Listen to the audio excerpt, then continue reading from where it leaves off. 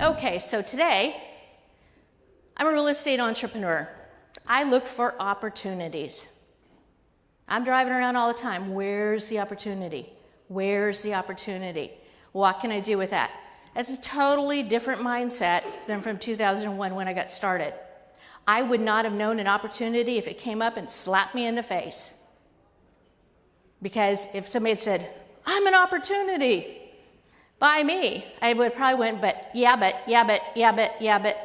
this might happen, that might happen. That's a change. And a lot of it comes from being around people that understand that those things that you're all worried about generally don't happen. Now, in my presentation, I do have to tell you, I am going to show you some things that didn't go quite like we thought they would go. I buy properties at tax deed sales, and I buy properties directly from property owners.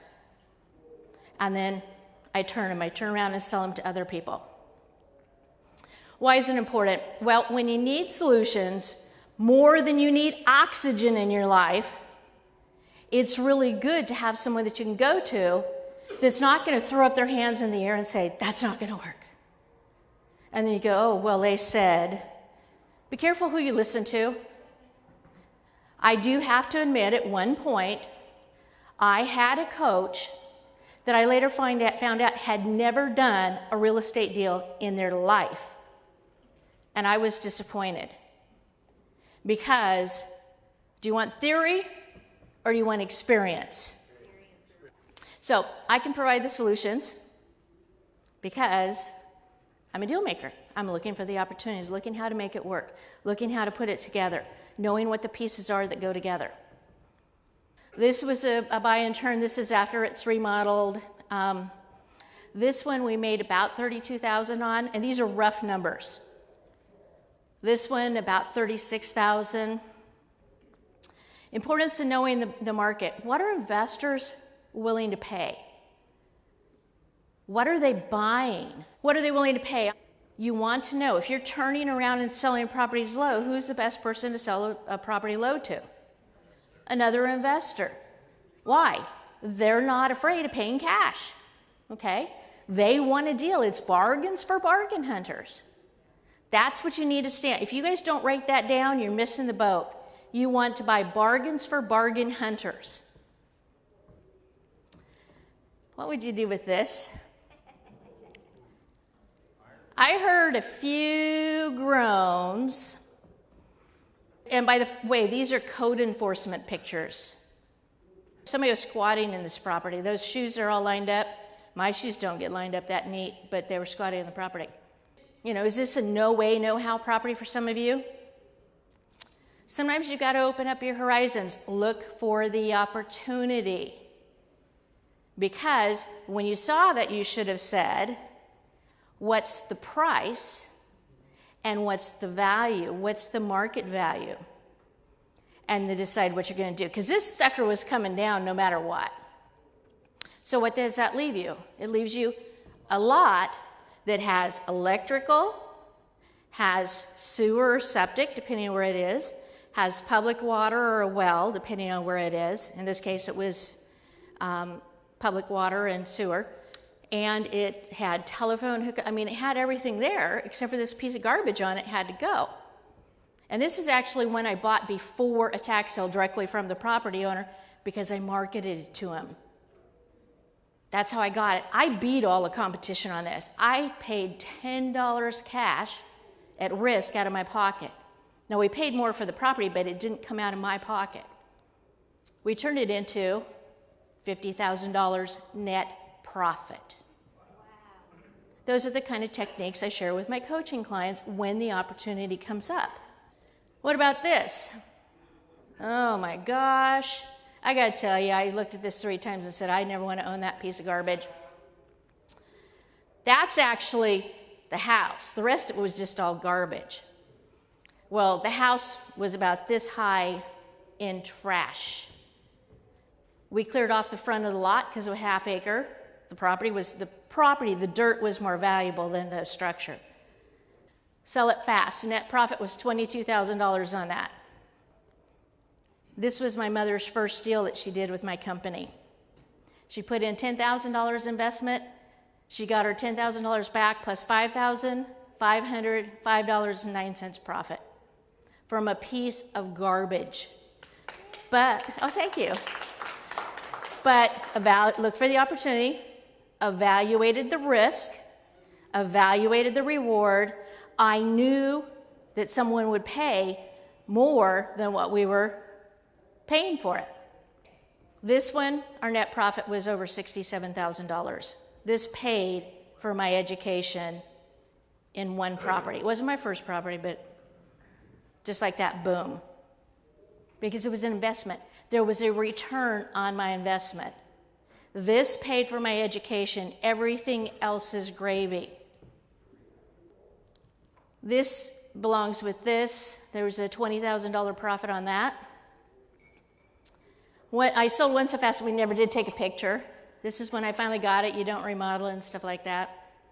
And this was, I just didn't have a picture of it, but we got our check. But oh darn, we got a check for $67,000, but only $52,000 plus some was profit. This is really important because I met Mrs. X at an event like this. Can't remember exactly when it was, a couple events ago. And she had had some experience of buying impulsively.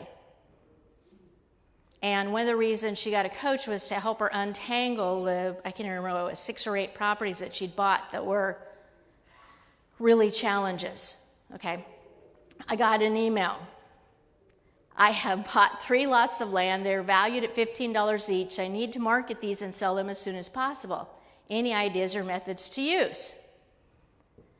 And I'm going, impulsive Mrs. X, I have bought. And I'm going, oh my gosh.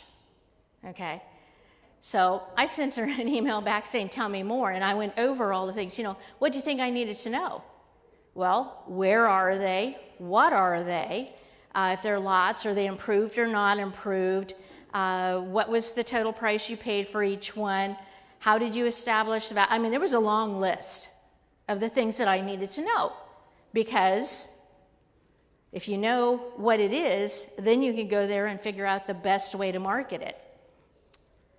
She came back. I paid $9,500 for all 3 lots. I will send attachments for all 3 lots. Any ideas about selling them? She didn't answer any of the other stuff. So the attachments told me a few things. Okay? Didn't tell me the whole story because I'm still waiting for more information. When I got the attachments, I looked for similar properties on sale online, and I found out that there were some selling with a sales price as low as $2,500. $2,500 times 3 is $7,500, and she paid $9,500. Okay, she said she bought them. I'm not going to go beat her up about buying them, because the challenge now is how to sell them. Then I got an email back saying I was thinking about asking $5,000 for each or $1,300 for all 3 lots. Let me know what you think. Well, what I was thinking was I still don't have enough information. Plus, you're paying $9,500, selling them for $1,300. That's not a very good spread, possibly if you're thinking about the closing costs and stuff, which we didn't know how much those were going to be. Still not enough information. Then I got this email. It says, I'm already starting to regret this purchase. I can talk to you tomorrow at 10 a.m. I really want to cancel this purchase now. Do you think I could cancel, or is it too late? I'm forwarding their email with contract. I'm going, wait, are they under contract, or did she buy them? Because she said she bought them. Under contract's not bought. So it may not be too late. So we talked on Sunday morning, got the information, reviewed the contract. I am not an attorney. What I did was told her that if this was a contract I had based on what I know, here's the things I would ask about. Because there was a 72-hour cancel clause. And they had sent it, but they had sent it later than they said. So even though she had talked about it earlier and she sent her money earlier, she had never signed anything either. So I told her, call them, leave a message saying, if this is what you want to do, call them and tell them you want to cancel, and sent him an email. She says, I'm a nurse. I'm getting ready to go to work. I said, do it before you go. Call him, leave a message saying you want to cancel if that's your choice, and send him an email. Next email says, good news. They said I canceled within the 3 days. I'm so glad you told me to write them yesterday and leave a voicemail message. I sent her an email. Disaster was averted. Said, let's talk about anything you want to buy before you get it under contract, even if it means scheduling a special time. And let's talk specifically about buying land. Okay, here's another lesson, though, in this. The company that was selling these properties bought them at tax sale. Now, these were good prices if someone was going to buy them and hold them and build on them. It just wasn't a good price to turn around and resell them. So let's see what they used for their marketing, because this is the attachment that she sent me. There's a map, there's a parcel map, there's where it's at. These were in Arkansas, which I finally found out. There's a lake there. These weren't pictures from her property, but they were of the area. Golf course. Here's the information on the lots. It was all part of this packet. The zestimate was $15,000 each, but we know those aren't necessarily accurate. Mr. X, I got an email, and I made a really big mistake, which looks like it's going to cost me a lot of money. I feel like I've let my family down. This is my fault, because it was something he hadn't checked on. Actually, it was something that we had discussed, and he said, no, it's okay. I talked to the person at the county, and this is what they told me. I said, okay. My response to him was, first of all, stop beating yourself up. We need more information. It worked out that there was a code enforcement lien on the property, and it worked out that there were some judgments against the property owner.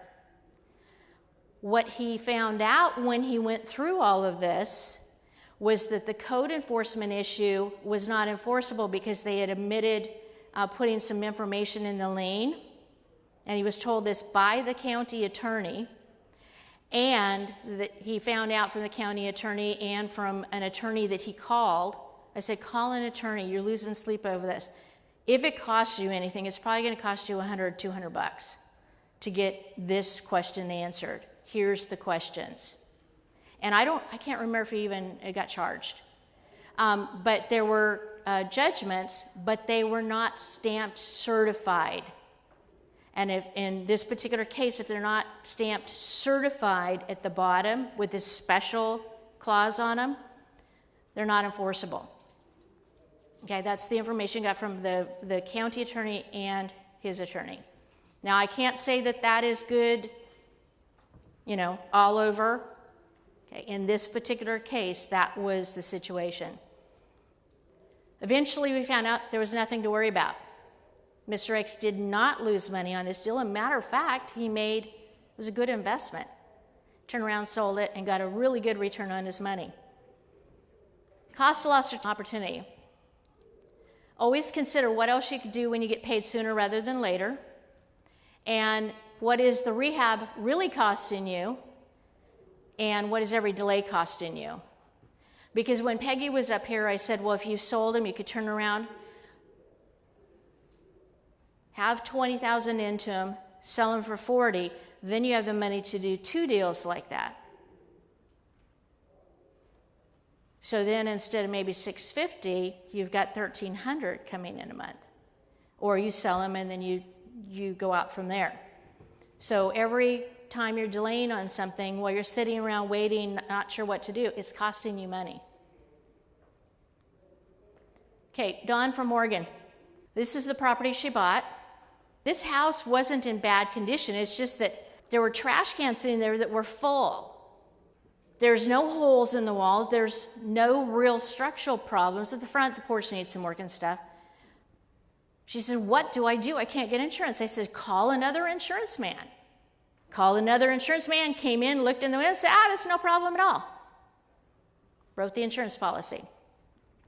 In October, she told me, we've got a buyer. I said, tell me about your buyer. They said, well, it's someone that qualifies for a VA loan. I said, have you talked to the loan broker on it? She said, no, but they're pre-qualified. I said, well, what I usually like to do is talk to the loan, if somebody's getting a loan, talk to the loan broker and see if they're pre-qualified and if they've seen any, if they've pulled it. I'm not asking their credit score, but I want to know if they've seen their credit score. Have they seen any verification of their income? You know, do they know, or have they just talked to them and it sounds good? She says, no, we're good. Instead of closing, it was back on the market. Why? They didn't qualify. They had gone in and pre-qualified significantly earlier than right then, and they hadn't submitted the paperwork. So now, instead of selling in October, it's back on the market. Not a good thing when you're waiting for the check, right?